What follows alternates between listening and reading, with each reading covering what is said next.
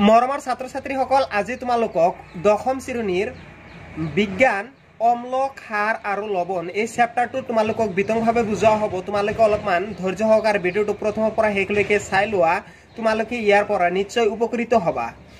ইয়াত তোমালোকে লক্ষ্য কৰিবা অম্ল বা এচিড। অম্ল বা এচিড মানে কি যে অম্ল বা এচিড ই হল ইয়ে কি কৰে যিয়ে নীলা লিটমাছ ৰঙা কৰে। যিয়ে তোমালোকে ভালদৰে লক্ষ্য কৰিবা ইয়াত লিখা আছে যে এচিড বা অম্ল বা এচিড যি নীলা লিটমাছ ৰঙা কৰে। এচিড শব্দটো লেটিন শব্দ এচাৰৰ পৰা আহিছে যাৰ অৰ্থ হল টেঙা। হে এচিডৰ সোৱাদ টেঙা। এতিয়া এচিডৰ কিছুমান উদাহৰণ তোমালোকক দাঙি ধৰিম। এতিয়া উদাহৰণ লিখিম। তোমালোকে লক্ষ্য কৰা ইয়াত এক নম্বৰত দুই তিনিটা মান উদাহৰণ দিছো। ইয়াত প্ৰথমটো চাই লোৱা তোমালোকে হাইড্ৰক্লৰিক এচিড HCl এইটো সংকেতটো ভালদৰে মুখস্থ কৰিবা মনত ৰাখিবা। তাৰ পিছত চাই লোৱা সালফিউৰিক এচিড H2SO4 এইটো কোৱা হয় সালফিউৰিক এচিড। তাৰ পিছত গুৰুত্বপূৰ্ণ হয় হেগৰটো চাই লোৱা এচিটিক এচিড যেটো CH3COOH এইটো কোৱা হয় এচিটিক এচিড। গতিকে এইকেইটা গুৰুত্ব সহকাৰে বুজি লবা। এচিডৰ বিষয়ে পঢ়িলো। এতিয়া আমি নেক্সট পঢ়িম ক্ষাৰ। গতিকে ক্ষাৰৰ বিষয়ে তোমালোকে লক্ষ্য কৰা ক্ষাৰ মানে হল যে হাইড্ৰক্সিন OH মানে হাইড্ৰক্সিন OH মূলকযুক্ত এবিধ দ্ৰব্য যি ৰঙা লিটমাছ কাগজ নীলা কৰে। আৰু মনত ৰাখিবা ক্ষাৰৰ সোৱাদও কি তিতা। ক্ষাৰৰ সোৱাদটো তিতা বা কেহা। এতিয়া মনত ৰাখিবা যিবিলাকক OH মূলক মানে হাইড্ৰক্সি মূলক থাকে। চাই লোৱা তোমালোকে সোডিয়াম হাইড্ৰক্সাইড মানে সোডিয়ামৰ লগত OH মানে আছে। OH থকাবিলাকেই হৈছে ক্ষাৰ। গতিকে মনত ৰাখিবা।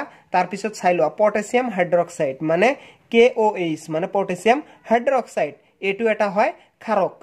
এক কথাত মনত ৰাখিব লাগিব যে OH মূলকযুক্ত OH লগ লাগি থাকিলে হেতুই হ'ব ক্ষাৰক বা ক্ষাৰ। গতিকে এনেকুৱা ধৰণৰ আমি মনত ৰাখিম।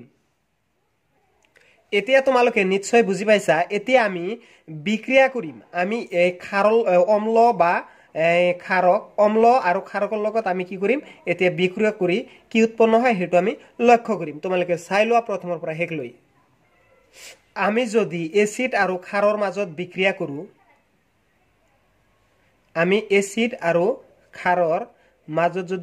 কৰো তেন্তে কি উৎপন্ন হ'ব তোমালোকে চাই লবা মনত ৰাখিবা। এইটো পৰীক্ষাৰ মাজত আহিবও পাৰে যে এচিড আৰু ক্ষাৰৰ মাজত বিক্ৰিয়া হলে কি উৎপন্ন হয়। তোমালোকে লিখিবা এচিড আৰু ক্ষাৰৰ মাজত বিক্ৰিয়াৰ ফলত লৱণ আৰু পানী উৎপন্ন হয়।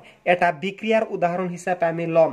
তোমালোকে ইয়াত লক্ষ্য কৰিবা এটা উদাহৰণ হিচাপে তোমালোকে লবা হাইড্ৰক্লৰিক এচিড লবা। এইটো হয় এচিড। এইটো এচিড আমি ললো আৰু প্লাস কৰিলো। এতিয়া আমি ক্ষাৰ লম। ক্ষাৰ কি লম ক্ষাৰ আমি সোডিয়াম হাইড্ৰক্সাইড লম। NaOH সোডিয়াম হাইড্ৰক্সাইড লম। এতিয়া বিক্ৰিয়া কৰি দিম। বিক্ৰিয়া কৰিলে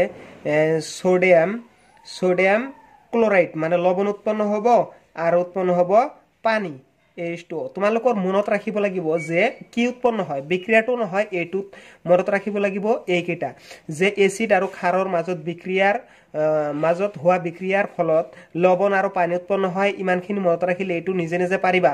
যেহেতু আমি জানো হাইড্ৰক্লৰিক এটা এচিড আৰু সোডিয়াম হাইড্ৰক্সাইড এটা ক্ষাৰ।